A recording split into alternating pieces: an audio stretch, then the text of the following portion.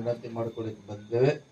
ಈಗಾಗಲೇ ಬಹಳಷ್ಟು ಜನಕ್ಕೆ ಈ ಚುನಾವಣೆಗೆ ಯಾರು ಮೀಟರ್ ಇದ್ದೀರಿ, ಮೀಟರ್ ಮಾಲಕರು ಓನರ್ ಇದ್ರಿ, ಅವ್ರು ಮಾತ್ರ ಈ ಚುನಾವಣೆಗೆ ಮತದಾನ ಮಾಡ್ಲಿಕ್ಕೆ ಹಕ್ಕಿದೆ.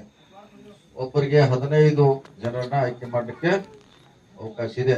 ಇದ್ರ ಮುಂದಿನ ದಿನಗಳಲ್ಲಿ ಹೇಳ್ತೀವಿ ಯಾರು ನಮ್ಮ 15 ಕ್ಯಾಂಡಿಡೇಟ್ ಯಾವ ರೀತಿ ವೋಟಿಂಗ್ ಮಾಡಬೇಕು, ಯಾರ್ಯಾರು ಮಾಡ್ಬೇಕಂತ ಹೇಳುವಂತ ಪ್ರಯತ್ನ ಮಾಡ್ತೀವಿ.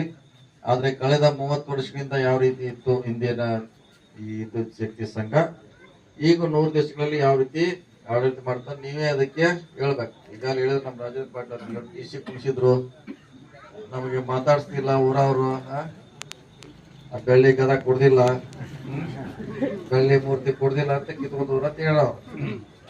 പക്ഷെ ನೀವೆಲ್ಲ ಬೆಳ್ಳಿ ಗದ ಕೊಟ್ಟಿರ ನಿಲ್ಲಿಸಿ ಒಂದು ಪೇಟ ಹಾಕಿ ಆ ಟಿಸಿ ಕೂಡ್ತೀವಿ. ಇದು ಒಂದು ಉದಾಹರಣೆ ನಿಮ್ದು ಊರ್ದು. ಇದು ನಿಮ್ ಪುಣ್ಯ. ನಾವು ಸ್ಟಾರ್ಟಿಂಗ್ ಕಂಪನ್ ಮಾಡಿ ಸ್ಪರ್ಧೆ ಮಾಡಿದಾಗ ಕಂಬತ್ತೊಂದು ಹೋಗಿತ್ತಾರ್ರಿ, ಒಂದು ವಾರ ಮುಂಚೆ ಹೋಗದ್ ಬಿಡ್ತಾರ ಅಲ್ಲಿ ತಂದವ್ರ. ಆ ಚುನಾವಣೆ ಆದ್ಮೇಲೆ ಗಾಯಬ ಹೆಸರಿಲ್ಲ. ಅದು 3 ಇಲೆಕ್ಷನ್ ನಮಗೆ ಇಷ್ಟ ಅದರಿಂದ ತೊಂದರೆ ಕೊಟ್ಟರು. ನಂತರ ಜನರಿಗೆ ಗೊತ್ತಾದ್ರು, ನಾವು ಅವ್ರಿಗೆ ಕನ್ವಿನ್ಸ್ ಮಾಡಿದೀವಿ, ಅವಾಗೆಲ್ಲ ಅದನ್ನ ಮಾಡ್ತರು. ಇನ್ನು ಈ ಭಾಗದಲ್ಲಿ ಹಂಗಿದೆ, ವಾತಾವರಣ ಇದೆ. ಅದಕ್ಕೆ ನೀವೆಲ್ಲ ಬದಲಾವಣೆ ಆಗ್ಬೇಕು. ಹುಕ್ಕೇರಿ ತಾಲೂಕು ರಾಜಕಾರಣಿ ಬದಲಾವಣೆ ಆಗ್ಬೇಕು. ಈಗೇನು ದೇಶರಾಜು ಜಯಗೌಡ ಪಾಟೀಲ್ ನೇತೃತ್ವದಲ್ಲಿ ಏನು ಒಳ್ಳೆ ಆಡಳಿತ ಮಾಡ್ತಿದಾರ, ಆಡಳಿತ ನಿರಂತರವಾಗಿ ಇರಬೇಕು. ನಿಮಗ್ ಫೋನ್ ಮಾಡೋ ನಿಮ್ ಟಿಸಿಗಳು ಬರ್ಬೇಕು.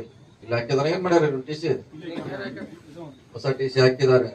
ಯಾವಾಗ ಹಾಕಿದ? ಈಗ ರೀಸೆಂಟ್ಲಿ ಹಾಕಿದ್ದಾರೆ. ಮತ್ತೆ ನಿಮ್ದು ಏನಿದ್ರು ಕೂಡ ಈಗ ಇಲ್ಲೇ ನೀವೆಲ್ಲಿ ಬಾಗೇವಾಡಿ ಹೋಗೋದ ಅವಶ್ಯಕತೆ ಇಲ್ಲ. ಹೋಗಿದ್ರಿಲ್ಲ, ಈ ಊರಾರ ಯಾರು ಹೋಗಿರ್ಬೇಕಲ್ಲ. ಬಾಗೇವಾಡಿಗೆ ಜೀಪ್ ಮಾಡ್ಕೊಂಡು ಹೋಗಿ ನಮ್ ಟಿಸಿ ಬೇಕ್ರಿ ಅಂತ ಅಲ್ಲಿ ಬೆಳ್ಳಿ ಮೂರ್ತಿನ ಕೊಟ್ಟಾರ. ಅದಕ್ಕೆ ಅದನ್ನೆಲ್ಲ ಇನ್ನು ದೂರ ಹೋಗಿಸ್ಬೇಕು. ಆ ಸೊಸೈಟಿ ನಿಂಬುದು, ರೈತರದು. ಯಾರು ಮಿಟ್ರಿ ಇದೆ ಅವ್ರ ಮಾಲಕ್. ಅದಕ್ಕೆ ನೀವು ಎಲ್ಲ ಈ ಹೊಸ ಅಪ್ಪನಗೌಡ ಪಾಟೀಲ್ ಅವರ ಏನು ಪ್ಯಾನಲ್ ಇದೆ, ದೇಶರಾಜ್ ಅವರು ಇದ್ದಾರೆ, ಇನ್ನು ಅನೇಕ ನಾಯಕರ ಅಲ್ಲಿ ಸ್ಪರ್ಧೆ ಮಾಡ್ತಾರೆ.